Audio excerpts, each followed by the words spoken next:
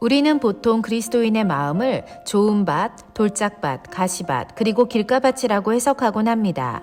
물론 그렇게 해석할 수도 있지만 각각의 토양은 사람들의 삶의 스타일에 대한 특징을 대변하여 말해주는 것으로 이것을 예수님이 소유한 땅의 가치로 해석해 보는 것이 더 성경적입니다. 밭의 비유를 하시기 바로 직전에 예수님은 각종 병자를 치유하시고 천국 복음을 선포하시며 죄와 사망에 매여 있는 자들을 자유케 하시는 기적을 행하셨습니다. 그것을 지켜본 바리새인들과 사두개인들은 자신들의 기득권과 권위를 훼손하는 예수님을 공공장소로 불러 그분을 고소하려고 했고, 그때 예수님이 이 비유를 선포하셨습니다. 왜냐하면 예수님은 참된 의는 그들의 입에서 나오는 종교적인 말이 아니라 삶의 열매로 나타나야 함을 강조하고자 하셨기 때문입니다. 이 비유에서 농부는 4종류의 땅을 가지고 있지만 그가 수확을 기대하는 땅은 오직 하나, 좋은 땅이었습니다.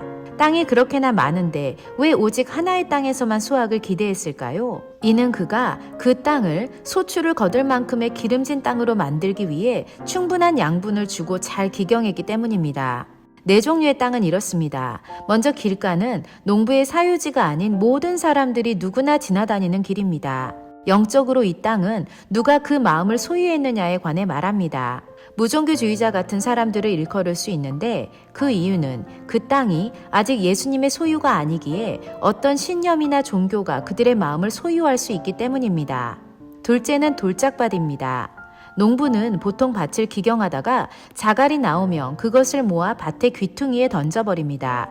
이 땅은 농부가 소유한 땅이긴 하지만 별다른 가치가 없는 길가 옆인 것입니다. 영적으로 이 밭은 주님 안에서 누리는 기쁨보다는 뭔가 더 재미있고 흥미로운 것을 찾아다니는 사람들의 마음 상태를 말합니다. 왜냐하면 돌짝밭은 길가와 붙어있기 때문에 세상으로부터 많은 영향을 받을 수 있기 때문입니다. 셋째, 가시밭은 보통 밭의 경계선에 있는 밭둑으로서 잡초나 가시가 자라서 쉽게 퍼지는 땅입니다. 물론 이 밭도 농부의 사유지이긴 하지만 농부가 시간과 노력을 들인 만큼의 결실을 맺지 못하는 땅이기에 영적으로 보면 이런 사람들은 하나님의 말씀의 진리에 가치를 두고 책임 있는 그리스도인으로 살기보다는 개인의 영광이나 물질적 부요함에 더 가치를 두는 미성숙한 그리스도인을 말합니다.